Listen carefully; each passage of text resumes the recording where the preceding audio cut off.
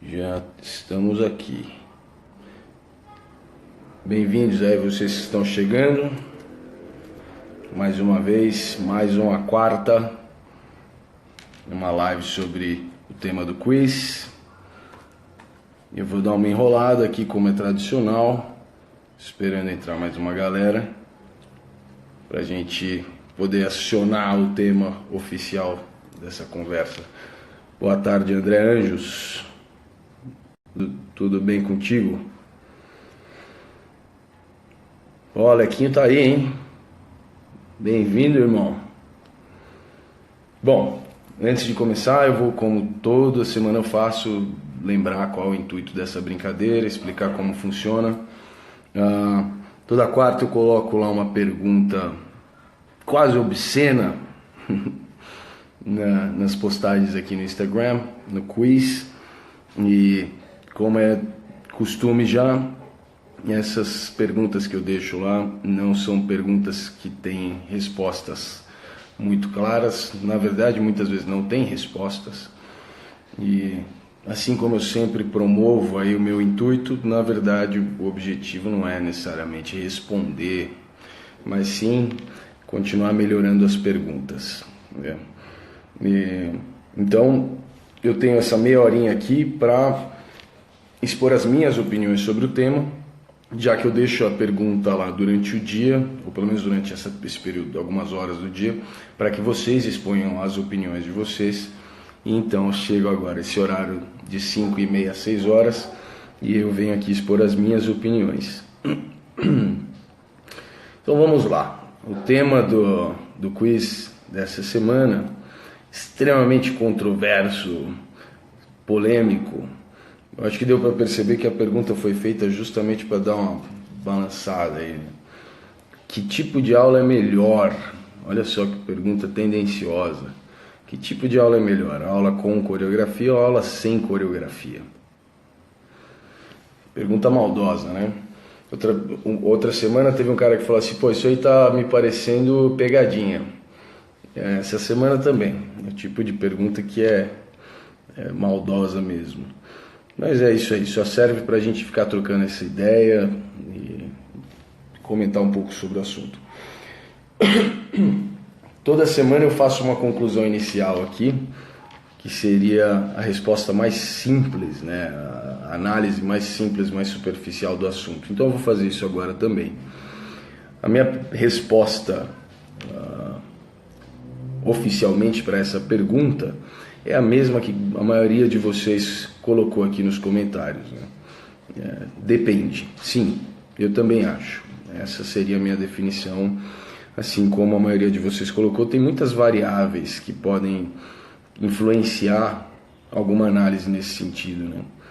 Qual é melhor? A aula com coreografia? Eu sei. Putz, depende de tanta coisa, cara, que oficialmente não existe uma resposta. Então, a minha análise superficial, direta, seria essa. Sim, não tem como falar que um processo é melhor que o outro, porque cada um lida melhor com uma demanda, com a necessidade, com o interesse, algum objetivo, alguma meta. Portanto, as duas ideias, os dois processos são extremamente válidos dependendo das variáveis.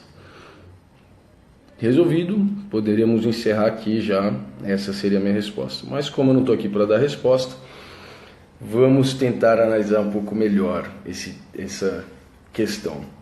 Eu aproveitei hoje para dar uma olhada mais a fundo nos comentários de vocês, separei alguns comentários que eu achei interessantes e valiosos para a gente dar uma negociada aqui. Negociada não, porque isso aqui é assumidamente unilateral. Eu não tenho tempo para responder perguntas, então eu só exponho minhas opiniões aqui.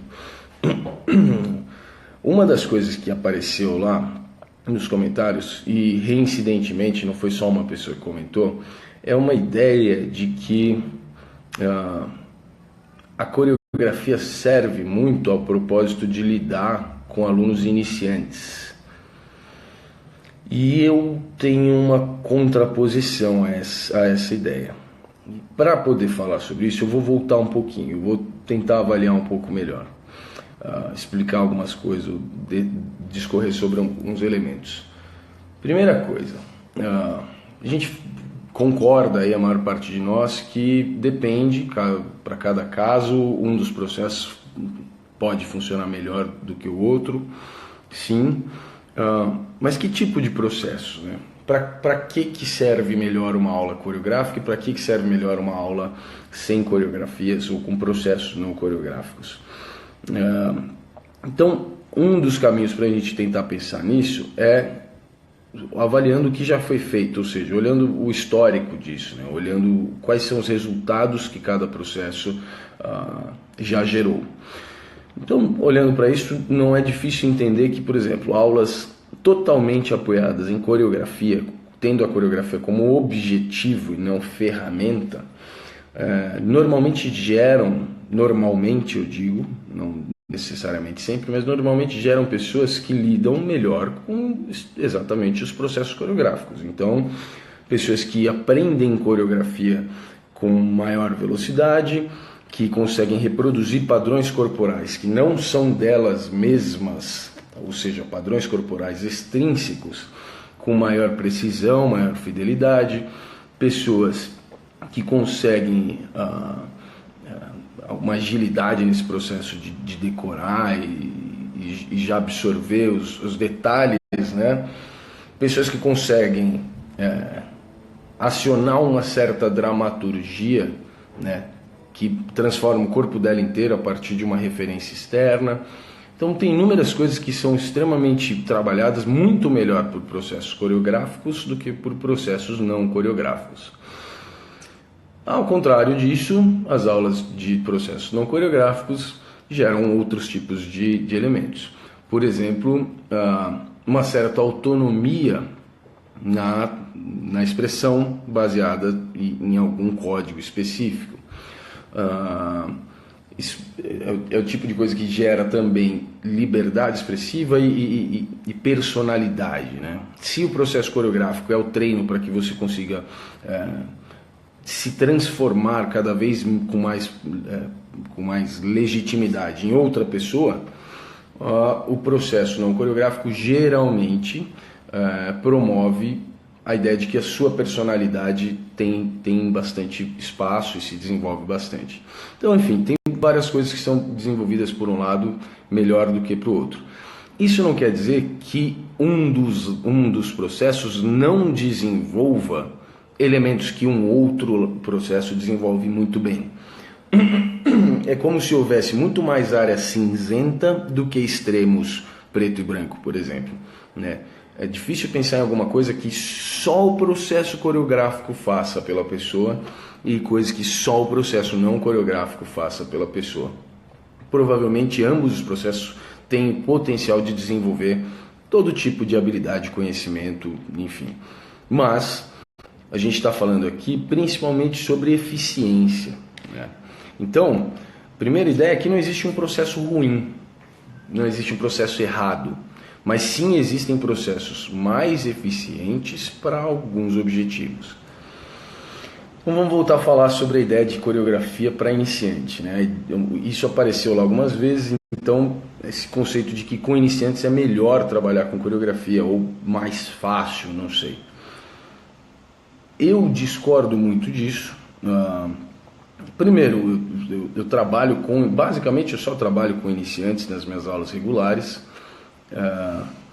e eu já tenho aulas sem coreografias regularmente há mais de uma década. E eu garanto que existem caminhos muito efetivos, que funcionam muito bem, não só para transmissão de conhecimentos, mas principalmente para motivação dos alunos, sem que você faça uso de coreografias, ou fazendo uso de coreografias esporadicamente apenas como ferramentas e não como o objetivo dos processos. Então eu garanto que isso existe, funciona, e eu acho mesmo que seria o contrário do senso comum.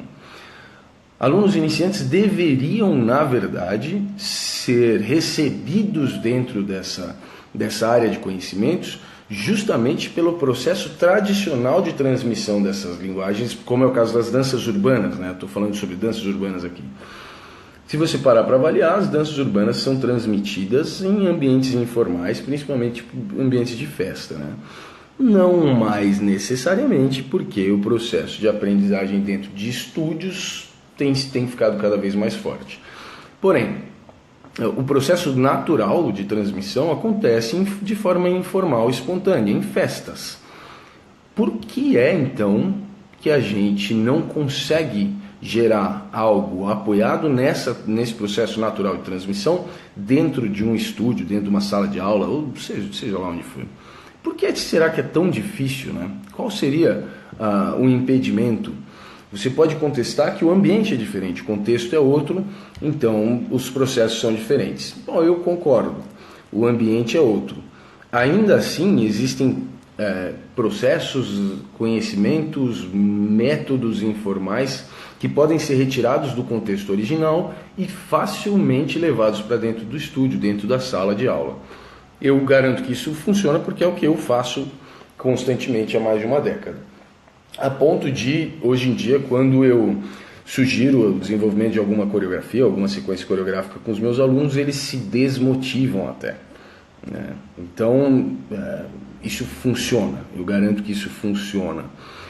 Qual é o grande impedimento para isso, né? Por que um outro comentário que apareceu é que as aulas sem coreografias são desafiadoras para o professor.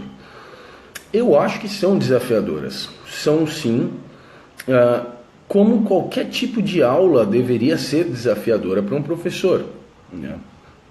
Dar aula não é simples. Agora, a gente lida muito mal com essa ideia do processo coreográfico. No geral, a coreografia virou uma muleta. Eu não tenho nenhuma crítica em relação ao processo coreográfico. Na verdade, muito pelo contrário. Como eu já disse, eu acho que é um processo que desenvolve elementos que, por exemplo, as minhas aulas não desenvolvem tão bem, ou não desenvolvem com tanta eficiência. Mas eu acho que a gente, não o processo, mas nós fazemos mau uso dessas oportunidades, desse potencial. A gente transformou a coreografia em muleta, porque, sem dúvida, é mais simples eu juntar movimentos que eu conheço com a execução para o lado que eu executo melhor, com a música que eu escolhi, no trecho da música que eu acho mais legal, juntar os movimentos do jeito que me agrada e ir lá e simplesmente jogar essa coreografia para as pessoas. Sem dúvida, esse é um processo simples e eu acho que isso não é tão desafiador mesmo. E talvez venha daí a ideia de que um processo não coreográfico é desafiador para o professor, como se fosse algo fora do padrão. Não. Dar aula é desafiador.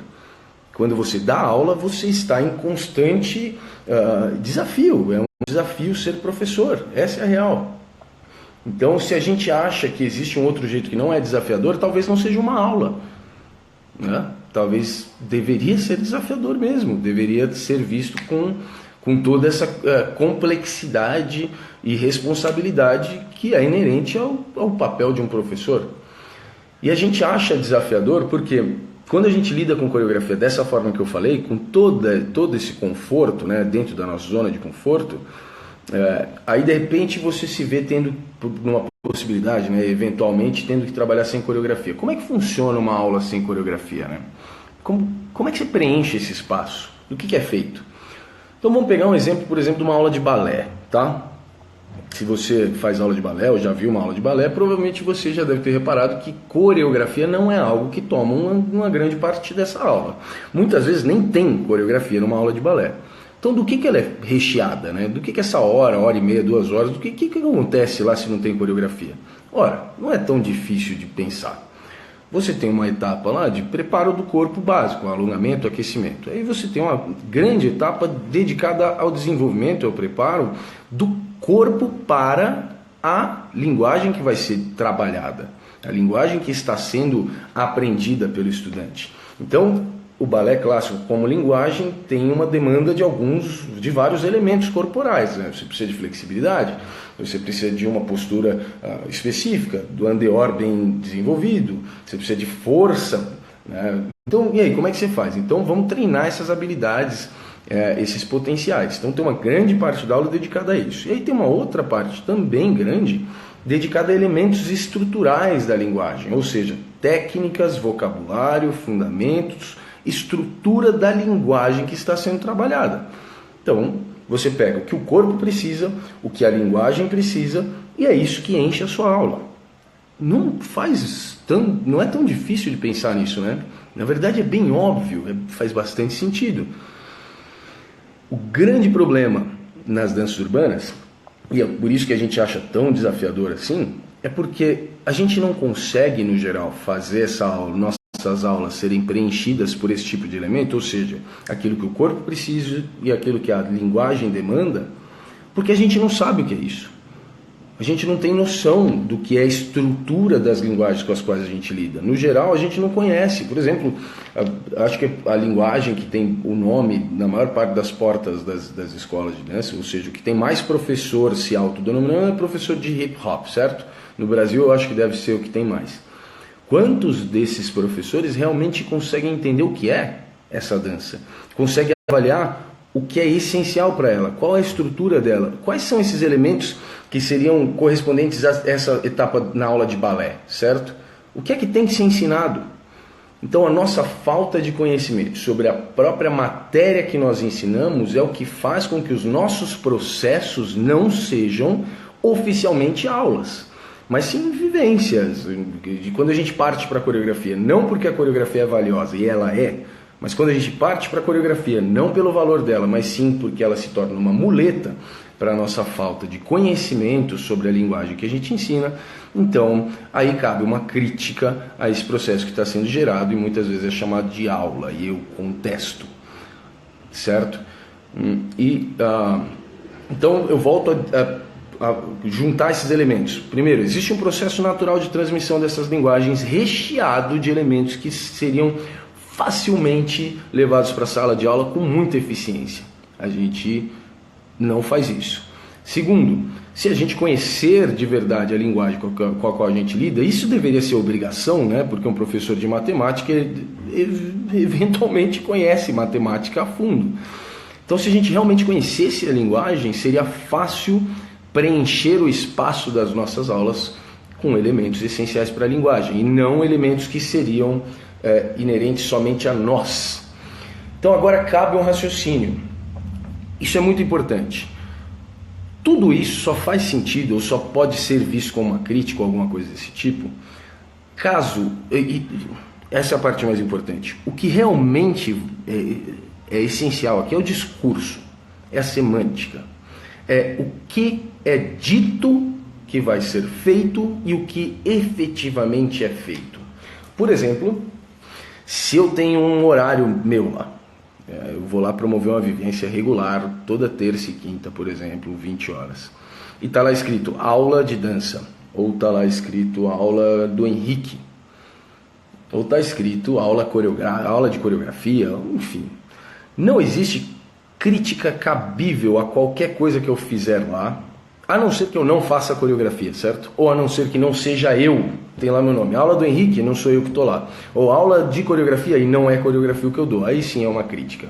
Mas se tudo funcionar dessa forma, e você chegar lá para fazer minha aula, minha vivência, e eu estou lá, e eu vou lá e passo uma coreografia, ou se não tem o nome coreografia, tá? Só tem lá Henrique, e você chega e sou eu que estou lá, não importa o que eu fizer, não cabe crítica. Não faz nenhum sentido a gente ficar olhando para aquilo e pensar que não está ensinando, não importa o que está ensinando. O que está sendo vendido está sendo entregue. A crítica pode começar a acontecer caso lá na porta da sala ou no horário, na grade horária, esteja escrito assim, aula de locking. É uma linguagem que antecede a minha existência, antecede a minha atuação profissional, o meu aprendizado, a minha bagagem, antecede tudo isso. É uma linguagem que existe.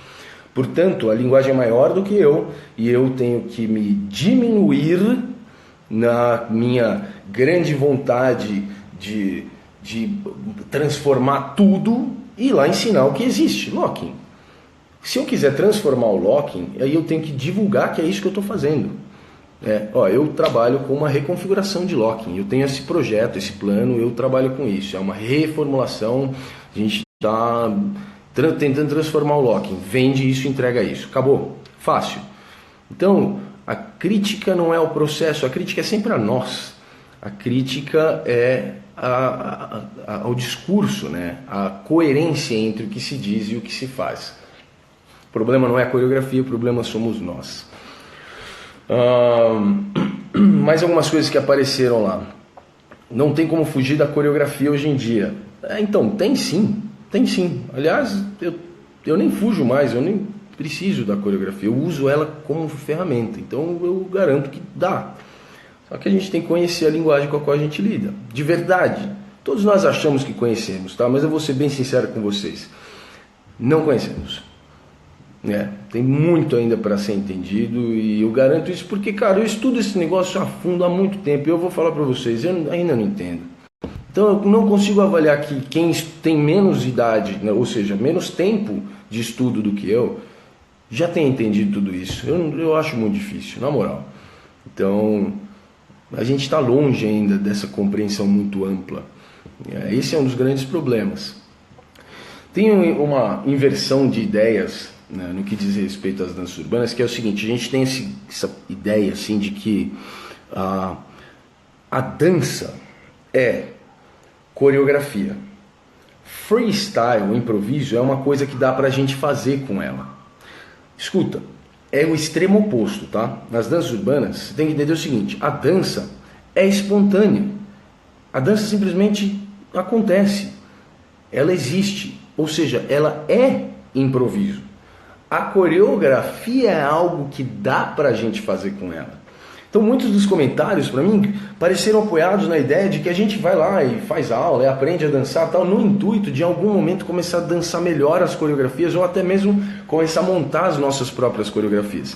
Tá bom, se isso for um objetivo pessoal, individual, subjetivo, cara, tá tudo perfeito, acabou o assunto, maravilhoso, não existe nada de ruim ou errado em relação a isso. Mas em uma estrutura geral, pensando sobre a dança em si, tem um problema enorme sobre isso.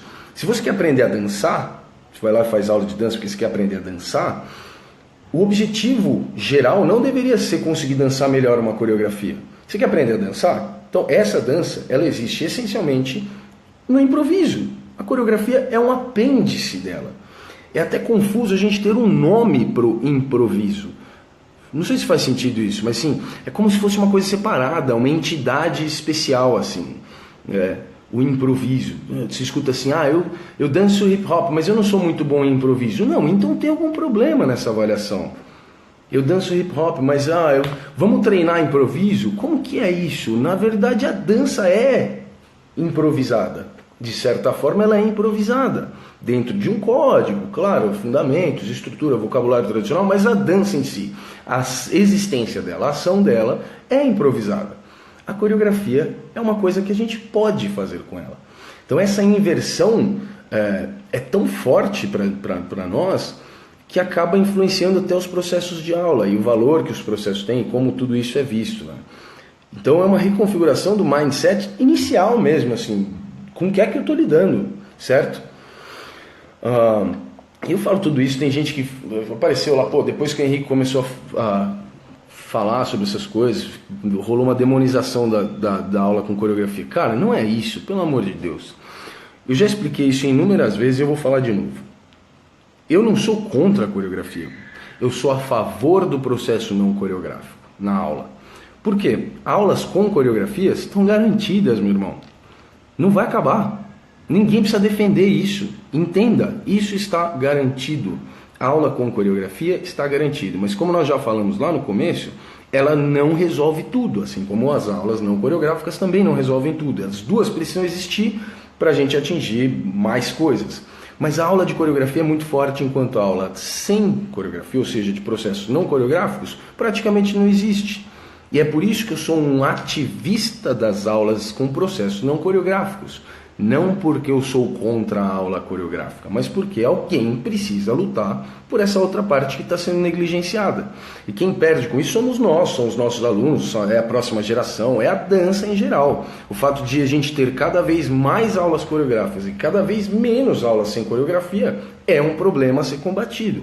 Então a minha atuação não é contra a aula coreográfica, é o uso da aula coreográfica com consciência, com coerência e a existência em paralelo de processos não coreográficos para resolver todas as possibilidades de aprendizagem. Então, isso é importante que fique claro. Né? Alguém falou lá que a coreografia ajuda a solidificar os ensinamentos, né? Quando você aprende um passo e tal, e aí se você coloca aquilo numa coreografia, você decora melhor os elementos que você aprendeu. Pode até ter algum fundamento essa ideia, principalmente apoiado um conceito que me chegou pelo Bidu, né? Eu acho até que foi o André Torres que passou para ele, eu vira e mexe eu cito isso, de uma palestra do Victor Wooten, um baixista sensacional e um cara do ensino, né, um educador também. Ele fala que a ideia é contextualizar. Eu já falei sobre isso aqui numa das dicas de treino. Contextualizar, ou seja, você aprende alguma coisa, assim que você tiver um mínimo de domínio sobre aquilo, já aplica aquilo, coloca no meio de alguma coisa, como você vai usar ela efetivamente no final do processo.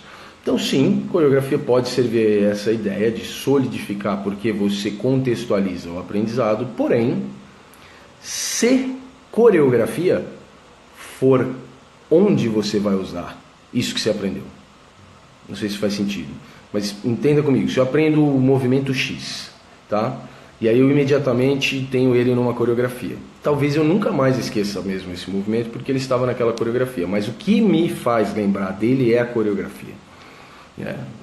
Ajuda o processo daquele movimento existir no meu vocabulário, no meu léxico, coreograficamente. Mas se o meu objetivo não é necessariamente coreografia, mas dançar, como eu acabei de falar, o que a gente chama de improviso, né, com esse termo, então, dançar. Então eu preciso colocar esse elemento, esse novo passo, esse passo X, em contexto na dança, no tal do improviso, ou em outros tipos de elementos, entende? Então, talvez sim, talvez a coreografia ajude a solidificar algumas coisas, mas sem dúvida não é a única forma de solidificar conhecimentos, de reservar esses conhecimentos na sua mente, no seu corpo, seja como for. Não é a única forma e talvez, mais uma vez, o processo coreográfico não seja a melhor forma para guardar esses conhecimentos para tudo. Não sei se faz sentido, espero que eu esteja sendo claro aqui. Deixa eu ver o que mais que falaram lá. Quero lembrar, tá? O negócio de aula de coreografia é melhor para iniciante. Eu contesto isso, não acho. Eu tenho bagagem suficiente para falar que não. Podemos dançar melhor, já falei. Sim, falaram lá, um processo não é necessariamente contra o outro, né? Não é coreografia versus sem coreografia, sem dúvida. É junto mesmo, os dois processos se complementam e eu acho que sorte de quem tem tudo isso no seu processo de aprendizagem. Sem dúvida seria o melhor dos mundos. E tem uma ideia lá de que coreografia é bom para você executar os movimentos com uma execução melhor e mais definição e tal. Cara, não faz sentido para mim. É uma execução melhor baseada na execução de alguém, tá? Então, aí sim, tá? Você talvez seja um processo muito eficiente para você executar com um alto nível muito refinado assim, né? Muito leal, né? Muito perfeito em relação a um parâmetro específico e extrínseco, o corpo de outra pessoa, a execução de outra pessoa. Agora, para melhorar a execução, não precisa ser uma coreografia. Melhorar a execução, pega um movimento qualquer, seja lá o que for, sei lá, waving, um arm wave, para melhorar a execução eu preciso fazer coreografia para melhorar isso? Mas de forma alguma. Muito pelo contrário.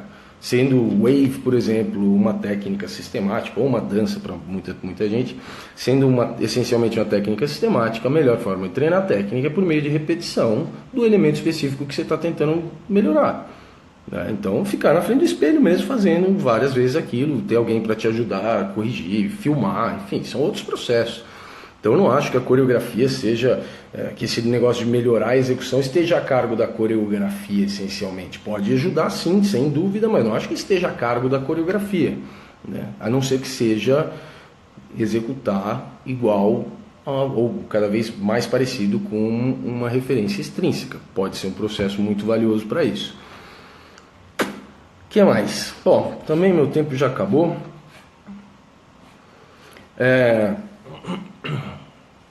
Quero lembrá-los, falando sobre tudo isso, que no final de semana que vem, não esse agora, esse agora é 28 e 29, se eu não me engano, de abril. Nesse daqui eu estarei junto com muitos colegas lá em Jundiaí, no Hip Hop District. Inclusive, quem quiser trocar ideia comigo, estarei por lá. Lá eu vou dar uma palestra legal na terça-feira. Tem uma aula também, uma aula prática no domingo de manhã, tipo 8h15 da manhã, se eu não me engano. Estarei eu e o cara que abre lá o lugar, provavelmente. Espero que alguém vá também. Mas no próximo final de semana, do dia 5 de maio, se você ainda não sabe, agora saberá, vai rolar aqui em São Paulo um processo, uma vivência voltada para processos não coreográficos nas aulas de danças urbanas. Justamente esse tema do qual a gente está falando aqui. Então, como é que faz para dar aula sem coreografia? É muito desafiador para o professor, iniciante, é melhor com coreografia. Cara, tudo isso que eu estou contestando aqui, e metendo o pau em tudo aqui, vai ser tratado nesse dia, no dia 5. Bastante coisa legal que vai rolar lá, um conteúdo muito extenso, algo que eu venho preparando há bastante tempo, e vai ser um prazer compartilhar isso com vocês. Justamente esse tema de hoje. Se você fica com dúvida, ou se você contesta, se você gostaria de desenvolver, eu queria pelo menos entender como é que isso poderia funcionar, enfim. Eu acho que é muito válido você estar presente. Lembrando que dia 6, dia seguinte, domingo, aí rola uma vivência com ninguém menos que Tati Sanches sobre imagem profissional, né? Imagem do profissional, essencialmente profissional de dança, mas imagino que isso caiba até para outros tipos de profissionais, falando sobre a imagem do profissional e comunicação. Então, a Tati estuda isso a fundo há muito tempo, né? Ela é responsável por esse tipo de tratamento de toda uma equipe gigantesca na Casa da Dança e muitas outras pessoas mais, e isso no domingo. Então, quem quiser se juntar aí a nós nesses estudos, é só mandar uma mensagem para mim aqui no direct ou acessar no meu site henriquebianchini.com/divulgacal, divulgação sem cedilha e sem tio. Mas qualquer coisa me escreve aqui. Espero que tudo isso tenha sido de algum valor para vocês. Esses raciocínios, mais uma vez, não são respostas absolutas, mas eu espero mesmo que com tudo isso que eu vou jogando aqui para vocês, pelo menos as perguntas estejam melhorando. A gente consiga olhar para as nossas dúvidas com mais profundidade, embasar um pouco melhor as nossas opiniões e pelo menos fazer avaliações um pouco mais recheadas, né? Mais recheadas, acho que é essa a ideia. Então, conto com vocês aí para me ajudar a divulgar todo esse trabalho aqui no Instagram. Espero estar ajudando de alguma forma e fico à disposição para a gente continuar a conversa, viu? Bom, só para finalizar, teve um monte de gente que escreveu aqui. Como eu falei, eu não respondo nada aqui, não dá tempo, não é maldade, mas aqui eu tenho que finalizar mesmo, porque agora eu tenho que ir correndo para a Casa da Dança para dar aula, né? Ok. Creio que tem uma resposta complexo. Sim, ok. Vai coreografar o quê? Se não sabe dançar. Processo maravilhoso, com certeza nós tivéssemos estudado dessa maneira. Não tive isso quando iniciei e hoje a gente corre atrás do prejuízo. Eu também, viu? Eu também. Meu processo também não foi nada disso. O balé, na Tércia, que legal. Tá vendo só? É isso aí, eu também acho, meu. É uma comparação que faz sentido para mim também. Muito obrigado, Matheus, valeu. Anotando as perguntas, Salazar vai me fazer perguntas lá em Jundiaí. Jack Casey já está programada para vir para cá, já está organizado. Gente, é isso aí. Muito obrigado mais uma vez pela atenção. É um grande prazer falar com vocês. Me sinto lisonjeado por ter vocês aqui comigo e espero vocês aí nos nossos encontros todos e espero vocês por aqui também para a gente continuar conversando. Vamos ver se essa semana eu faço mais uma live daquelas para responder perguntas, tá? Para terminar, no Rio de Janeiro vai dar palestra no H2K? Não, no H2K eu tenho programado 3 aulas, uma iniciante, uma intermediária, uma avançada e uma participação num bate-papo. Vai ter uma troca de ideias lá, do qual eu vou fazer parte, vai ser super legal. Fechou? Gente, obrigado, abraço para vocês e até a próxima. Fui!